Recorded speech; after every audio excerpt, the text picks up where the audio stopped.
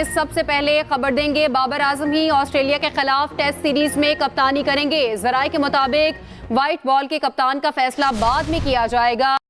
Update करें, बाबर आजम ही Australia के खिलाफ टेस्ट सीरीज में कप्तानी करेंगे। जराये की जानिब से ये बताया जा रहा है व्हाइट बॉल के कप्तान का फैसला बाद में किया जाएगा। तो बाबर आजम ही ऑस्ट्रेलिया के खिलाफ टेस्ट सीरीज में कप्तानी करेंगे।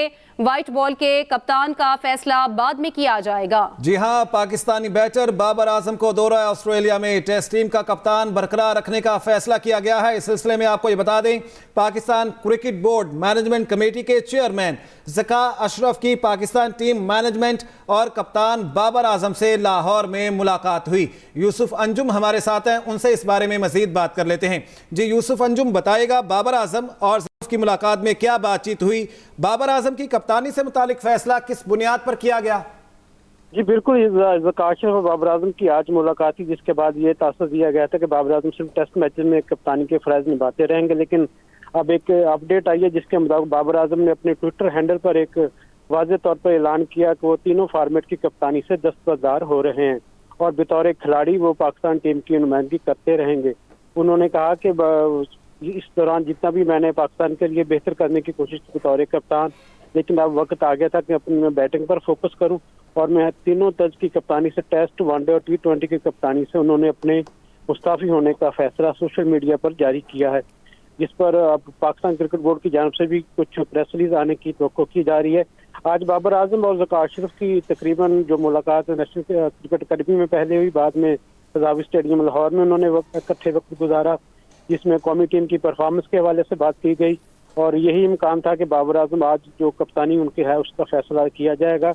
पहले ये तासर दिया गया था कि बाबर आजम को सिर्फ टेस्ट टीम का कप्तान बरकरार रखने की ऑफर की गई है, जबकि अब बाबर आजम ने अपना सोशल मीडिया अकाउंट पर यह ऐलान किया है कि वो तीनों फॉर्मेट टेस्ट, वनडे साथ रहिएगा। बाबर आजम ने तीनों फॉर्मेट की कप्तानी छोड़ दी है। अहम खबर आप तक पहुंचा रहे हैं, आपको बताते चलें बाबर आजम ने तीनों फॉर्मेट की कप्तानी छोड़ दी। कप्तान बाबर आजम की जानिब से ये ट्वीट सामने आई है, बाबर आजम ने तीनों फॉर्मेट की कप्तानी छोड़ दी है। जी हां, इस सिलसिले में आपको ये अपडेट कर दें कि आज ही उनकी मुलाकात हुई। बाबर आजम ने तीनों फॉर्मेट की कप्तानी छोड़ दी है। सलीम खालिक साहब हमारे साथ हैं, उनसे बात कर लेते हैं।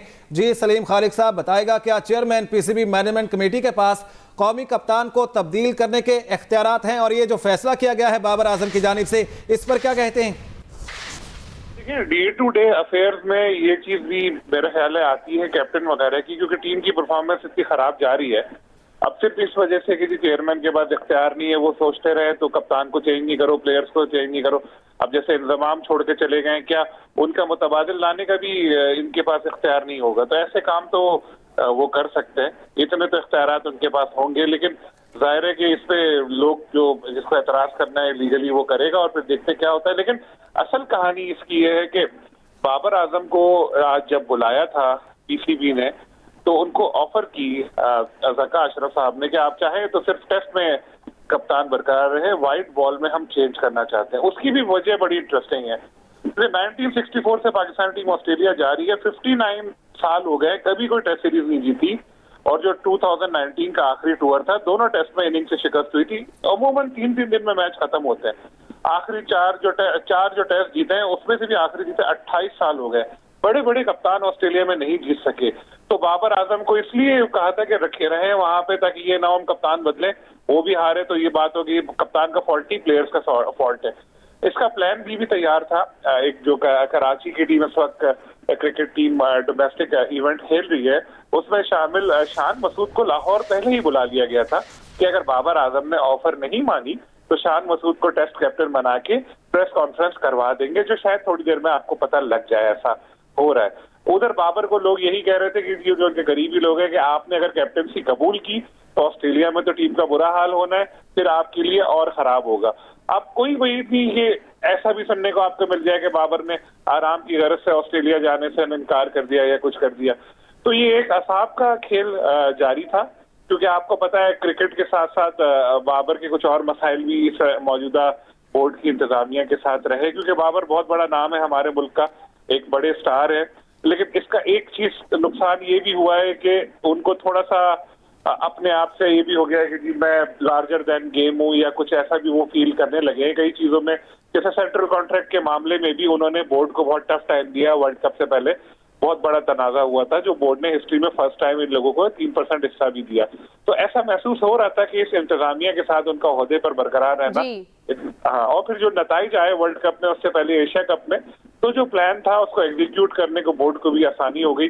गालिबन शाहीन शाह अफरीदी व्हाइट बॉल में कैप्टन होंगे और शान मसूद टेस्ट में होंगे। अगर बाबर मान लेते टेस्ट के लिए तो वो टेस्ट में रहते और शाहीन को फिर उधर लेकर आते, लेकिन अब होना तो था कुछ ना कुछ। अब कोचेस के हवाले से भी आपको अनकरीब ब्रेकिंग न्यूज मिल सकती है, क्योंकि फॉरेन कोचेस को भी मेरी इत्तलात के मुताबिक ऑफर कर दी गई है कि जी आप लोग अपना या तो रिजाइन करें या फिर आपका जो बाकी टाइम हो नेशनल क्रिकेट अकेडमी है इधर उधर कहीं हम आपका पूरा कर देंगे, क्योंकि कबल वक्त छोड़ा तो उनको भी कॉम्पनसेट करना पड़ेगा। ये हमने आज एक्सप्रेस में भी स्टोरी दी है। तो बहुत सारी ब्रेकिंग न्यूज है आने वाली है। जिस तरह से मिल रहे हैं साबिक क्रिकेटर्स इनसे, ज़का अशरफ से, चेयरमैन मैनेजमेंट कमेटी से, तो सबको कोई ना कोई ऑफर भी हो रही है और कुछ ना कुछ वो कबूल भी कर रहे हैं। जो नहीं कर रहा उसको पैसों पे बात नहीं बन रही होगी, लेकिन जो कर रहा है उसकी पैसों पे बात बन गई होगी। तो ये चल रहे हैं। सारा मंजरनामा पाकिस्तान क्रिकेट का चेंज हो जाएगा, लेकिन फौरी तौर पर आप ऐसे तवक्को नहीं कीजिएगा कोई बहुत ड्रामाई तब्दीलियां आ जाएंगी परफॉर्मेंस में, खास तौर पर ऑस्ट्रेलिया के दौरे में। तो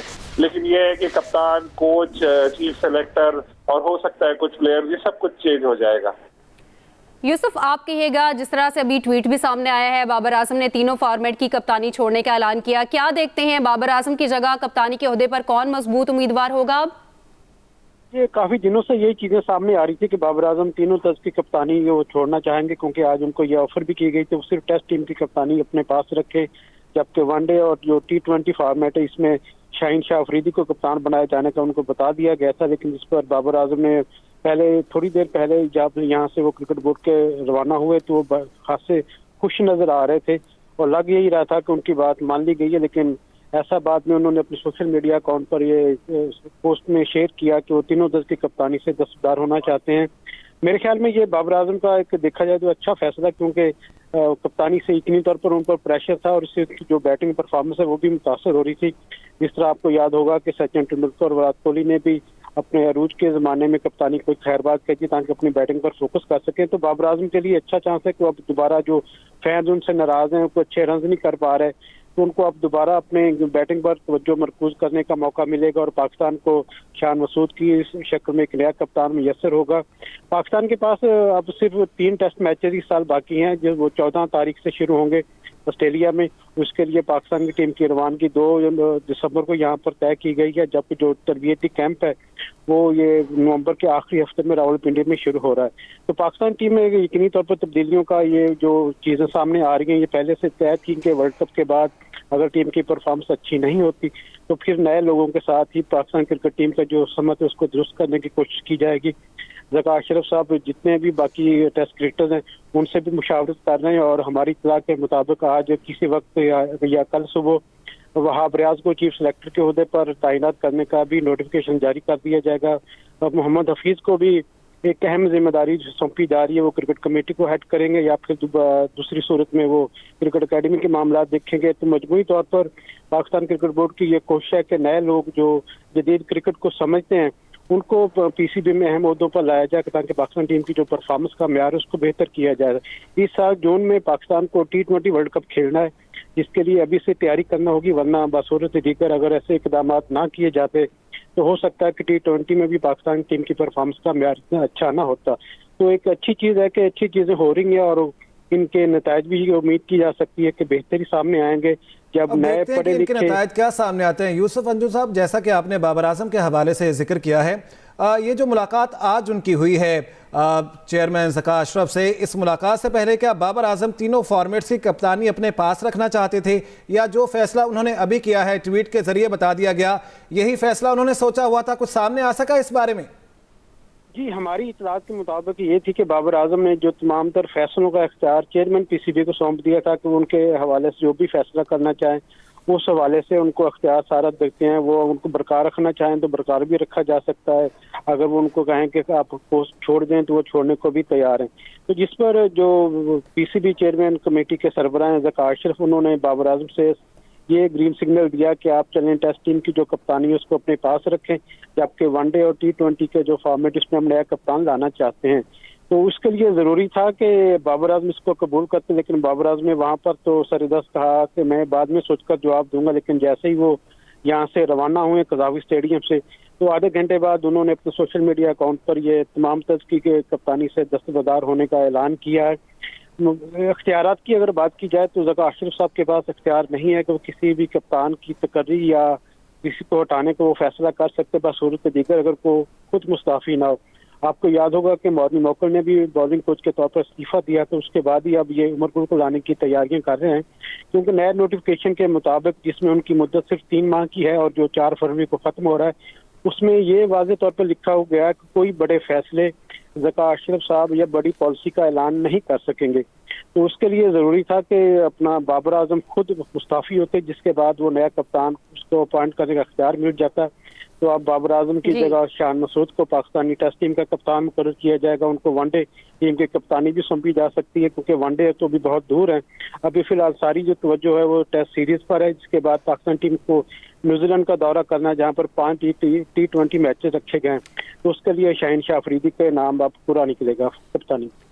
सलीम खालिक, आप कहिए, बाबर आजम की बतौर बैटर अगर हम बात करें तो क्या लगता है कप्तानी से हटकर कितना अच्छा अब परफॉर्म कर सकते हैं वो?